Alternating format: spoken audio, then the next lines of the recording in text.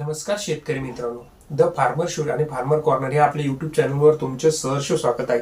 तर शेतकरी बांधवांनो, आताचा आपला जो आजचा विषय आहे तो म्हणजे नुकसान भरपाई राज्य सरकारने जाहीर केलेली आहे.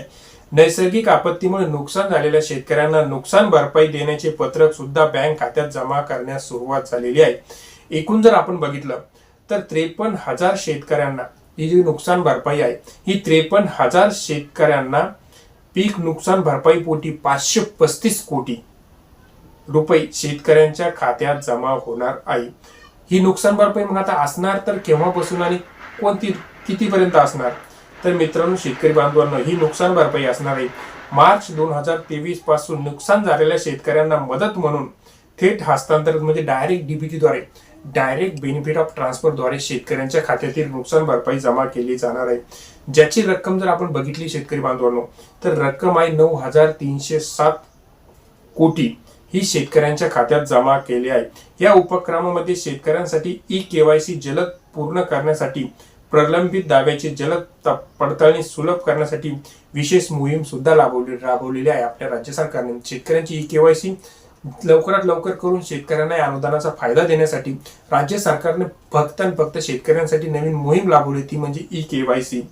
तर शेतकरी बांधवांनो, तसेच नैसर्गिक आपत्तीमुळे बाधित झालेल्या शेतकऱ्यांना मदत करण्यासाठी जे राज्य सरकार आहे कटिबद्ध आहे. हे सदैव शेतकऱ्यांसाठी आहे असे आपल्या राज्याचे मुख्यमंत्री देवेंद्र फडणवीस यांनी सांगितले आहे की आम्ही सदैव शेतकऱ्यांच्या पाठीमागे आहे आणि शेतकऱ्यांना आम्ही पहिले सुद्धा मदत करत आलो आणि आता सुद्धा पूर्वी जे आमचं सरकार होतं त्यामध्ये सुद्धा आम्ही मदत केली आणि आता सुद्धा आम्ही मदत करणार. आणि ही मदत जी असणार आहे नैसर्गिक आपत्ती म्हणजे नुकसान भरपाई 2023 पासूनची ही मदत असणार आहे. त्याचबरोबर त्यांनी सांगितले की आम्ही नुकसान भरपाईवर तर भर दिला, भरपाई सरकारच्या आपत्कालीन प्रतिसाद समर्पण प्रतिबिंब करते म्हणजे आपत्ती प्रतिपादन व्यवस्थेतून ही नुकसान भरपाई शेतकऱ्यांना दिली जाणार आहे. त्याचबरोबर ही निधी जिल्हा स्तरापर्यंत म्हणजे जिल्ह्यामध्ये जिल्हा स्तरापासून ही वाटप होऊन शेवटी गावापर्यंत गावातील लहानात लहान शेतकऱ्यापर्यंत ही नुकसान भरपाई सरसकट मिळणार आहे. त्याचबरोबर सर्व नियुक्त प्रदेशातील जे समजा CSC केंद्र असो किंवा माही सेवा केंद्र असो अशा ठिकाणी जाऊन त्यांनी ई-केवायसी करून घेण्यास मित्रांनो केली पाहिजे, जेणेकरून ई-केवायसी तुम्ही पूर्ण केली तर तुमच्या अकाउंटमध्ये ही मदत मिळण्यासाठी मदत होऊ शकते. त्याचबरोबर जर आपण बघितलं 2024च्या खरीप हंगामात अतिवृष्टी झाली होती. त्याचबरोबर नैसर्गिक आपत्तीमुळे महाराष्ट्रातील शेतकऱ्यांच्या महत्त्वपूर्ण नुकसानीची चर्चा सुद्धा मंत्रिमंडळात झालेली आहे. त्याचबरोबर आवश्यक केवायसी पूर्ण प्रक्रिया करून अनेक शेतकरी सरकारकडून नुकसान भरपाईच्या प्रतीक्षेत आतापर्यंत होती की नुकसान भरपाई मिळणार केव्हा. तर शेतकऱ्यांच्या या बघून राज्य सरकारने एक सकारात्मक पाऊल टाकलेले आहे आणि शेतकऱ्यांना ही नुकसान भरपाई आता देण्यास सुद्धा सुरुवात होणार आहे. जर आपण बघितलं राज्याचे मदत आणि पुनर्वसन मंत्री श्री मकरंद जाधव पाटील यांनी परिस्थितीचे अपडेट दिले. अंदाजे 5,30,000 शेतकऱ्यांना आपत्ती निवारण प्रयत्नाचा भाग म्हणून रुपये 535 कोटी मंजूर सुद्धा करण्यात आलेले आहे. गेल्या 24 वर्षांमध्ये राज्यात विविध नैसर्गिक आपत्तीचा अनुभव घेतलाय, ज्यामध्ये सरकार अत्यंत गंभीर असून सदैव अशा कोणत्याही घटनेत सरकार शेतकऱ्यांच्या पाठीशी पूर्वी पण होतं आणि आता पण आहे असे जे सांगितले ती मंत्री महोदयाने म्हणजे मकरंद पाटील यांनी सांगितलेलं आहे मित्रांनो. त्याचबरोबर त्यांनी पुढे असे सांगितले की बैठकीचा आढावा म्हणजे केवायसी समस्यामध्ये मदत वितरण अपुरेपणा आधारित करण्यात आलेला आहे. म्हणजे केवायसी न झाल्यामुळे शेतकऱ्यांना ही मदत मिळालेली नाही. त्यामुळे जेवढ्या फास्टमध्ये तुम्ही केवायसी पूर्ण कराल तेवढ्या फास्टमध्ये ही मदत मिळण्यासाठी तुम्हाला लवकरात लवकर मदत मिळू शकते. बाकी फक्त 10% बाधित शेतकऱ्यांनाच आतापर्यंत ही मदत मिळालेली आहे, कारण त्या शेतकऱ्यांनी केवायसी पूर्ण केलेली आहे. बाकी बरेचसे शेतकरी अजून असे आहेत की त्यांनी केवायसी पूर्ण केलेली नाही.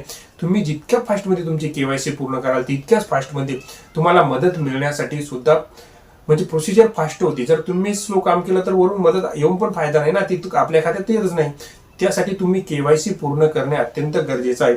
त्याचबरोबर म्हणून ते म्हणतात की 90% शेतकरी अजून प्रतीक्षेत आहेत की नैसर्गिक आपत्ती केव्हा मिळणार. परंतु तुमचं जे केवायसी असो, आधार लिंक असो, लँड सीडिंग असो, त्याचबरोबर तुम्ही जर तुमचं आधार लिंक बँक सोबत जर जोडलंच नाही तर तुम्हाला मदत कुठून येणार.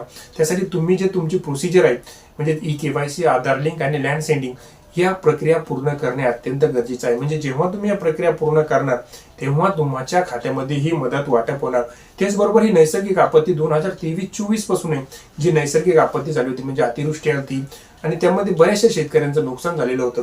त्या सर्व शेतकऱ्यांचा यामध्ये समावेश करण्यात आलेला आहे आणि सरसकट ही मदत वाटप असणार आहे. त्यामुळे तुम्ही लवकरात लवकर तुमची जी प्रक्रिया आहे ती पूर्ण करून घ्या, जेणेकरून जे सरकारचा जो पेंडिंग पडलेले जे पैसे आहेत ते डायरेक्ट तुमच्या खात्यामध्ये येण्यास मदत होईल. मित्रांनो त्यामुळे आता लवकरात लवकर आपण आपली KYC लँड सीडिंग आणि जे आधार लिंक आहे हे करून घ्यावे आणि आपला मोबाईल नंबर सुद्धा अपडेट करून घ्यावा, म्हणजे जेणेकरून पैसे पडले की आपल्याला ताबडतोब मेसेज येतो. आणि जर आपल्यालाही पैसे आले नाही तर आपण कृषी डिपार्टमेंट किंवा आपल्या गावातील तलाठी असो किंवा मंडळ अधिकारी असो यांच्याकडे संपर्क साधून आपण बघून घ्यावा की आपले नाव आहे का नाही आणि नसलेच काय कारण आहे ते सुद्धा शोधून आपले ती जे त्रुटी असेल त्या दूर करून नंतर आपल्याला मदत मिळण्यासाठी मार्ग मोकळा होतो. मित्रांनो ही होती तुमच्यासाठी घेऊन आलेली सर्वात महत्त्वाची अपडेट. आता तुम्हाला माहिती तर आवडलीच असणार. नक्कीच तुम्ही एक लाईक करा मित्रांनो, कारण हे शेतकऱ्याचं चॅनल आहे आणि शेतकऱ्यांसाठी जे चॅनल आहे. आम्ही बघू शकतो तुम्ही हे बॅकग्राऊंडचं जे शेत आहे हे सर्व मित्रांनो आमचं शेत आहे, तुम्ही बघू शकता. आम्ही सुद्धा शेतकरी आहे, त्यामुळे तुमच्यासाठी जी माहिती असतो ती आम्ही ओरिजिनल कंटेंट घेऊनच येतो. मित्रांनो धन्यवाद.